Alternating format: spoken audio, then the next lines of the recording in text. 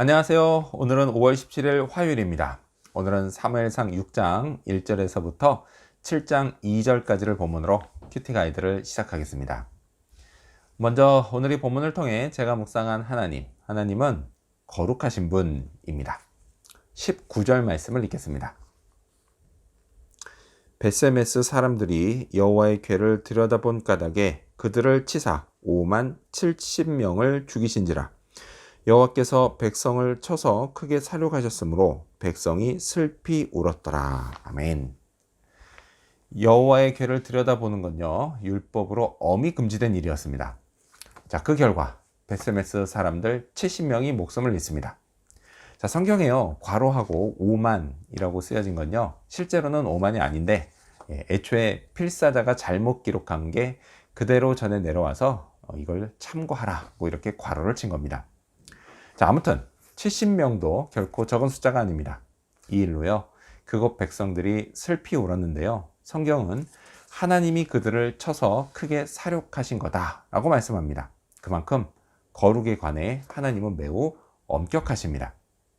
자, 지금 죽은 이 사람들은요, 불과 얼마 전에 여호와의 궤가 자기 마을로 들어오는 걸 보면서 기뻐했던 사람들입니다. 그리고요, 번제도 함께 드렸던 사람들입니다. 하지만 거룩함의 문제 앞에 기쁨은 변하여 슬픔이 됐습니다. 이건요, 하나님 탓이 아니었습니다. 전적으로 하나님의 명령에 불순종한 그들의 잘못이었습니다. 자, 거룩함의 문제는요, 매우 엄격합니다.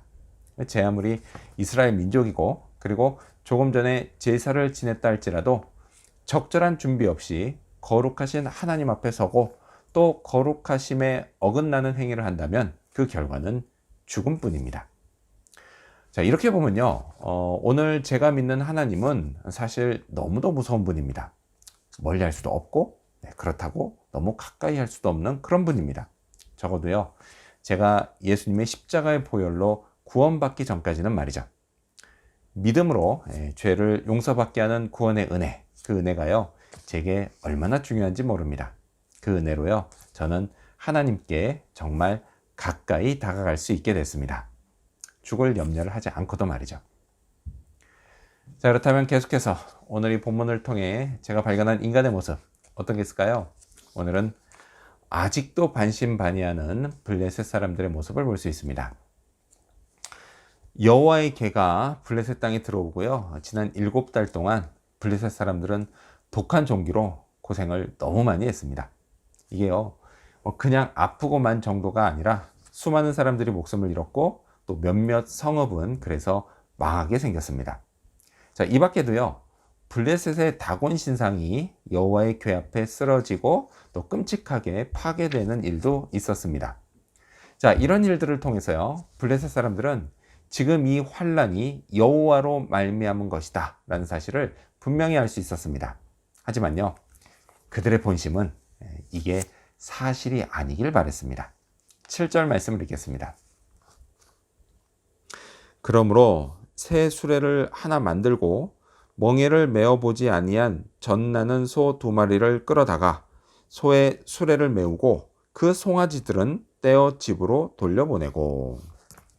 자, 여기서요, 수레를 끌 암소들과 그리고 그것들의 송아지들을 떼어 놓으려고 했던 이유가 뭘까요?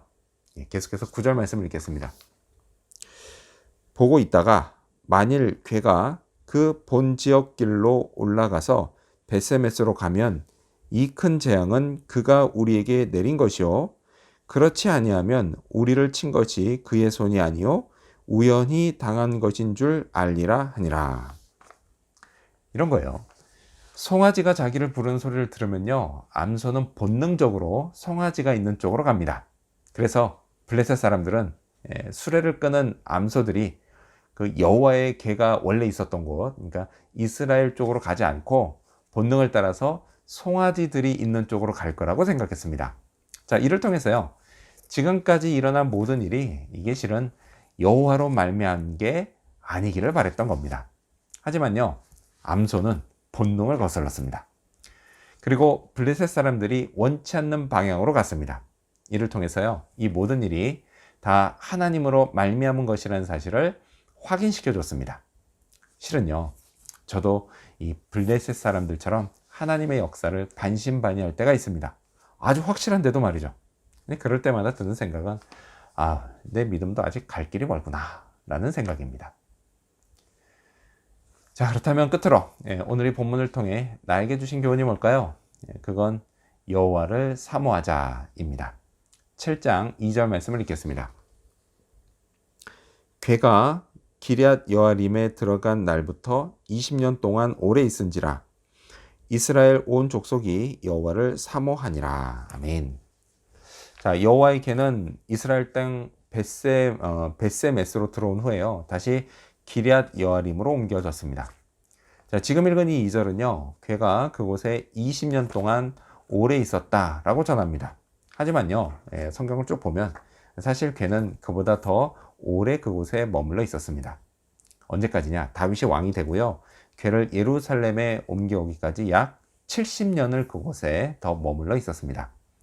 자, 그럼 성경이 틀린 건가요? 그렇진 않습니다. 자, 여기서 말하는 이 20년은요. 사무엘의 인도 아래 대대적인 회개운동이 일어난 그때까지를 말합니다. 그게 20년 후의 일이에요. 자, 아무튼 자, 이스라엘 온 족속은요. 그 20년 동안 여호와를 사모했습니다. 자, 사모했다라고 하는 건요. 단순히 사랑했다 이런 뜻이 아닙니다. 이게 언어적으로는요. 울부짖었다라는 뜻입니다. 자, 그들이 울부짖은 이유는요. 20년 동안 여전히 이방 민족의 압제가 있었기 때문입니다. 그 여호와의 언약궤가요. 다시 돌아왔는데도 말이죠. 이런 걸 보면요. 앞서 4장에서도 그랬지만 언약궤가 있다고 만사 오케이가 되는 게 아닙니다. 언약궤의 유무와 상관없이 백성들에게 요구되는 건 하나님을 향한 믿음입니다. 그래서요. 하나님은 20년 동안 백성들이 계속 하나님께 울부짖게 하셨습니다. 그리고 이를 통해서 대대적인 회개 운동을 준비시키셨습니다. 저도요. 하나님을 사랑합니다. 하나님을 사랑하면요. 하나님 앞에서 울부짖지 못할 이유가 없습니다. 하나님이요. 다 들어주십니다. 그리고요. 이를 통해서 새로운 일을 시작하십니다. 이러한 믿음으로요. 오늘도 여호와를 사모하는 그런 하루가 되기를 소망합니다. 기도하겠습니다. 거룩하신 하나님, 구원의 은혜로 거룩하신 하나님께 가까이 다가갈 수 있게 해주시니 감사합니다. 그리고 제게 새 일을 시작하실 여호와 하나님을 때로는 울부짖으면서 더욱 사모하게 하여 주시옵소서. 오늘도 그 주님을 바라보고 믿으며 오늘 하루 주님께 더욱더 가까이 나아가는 하루 되기를 원하오며 예수님의 이름으로 기도합니다. 아멘.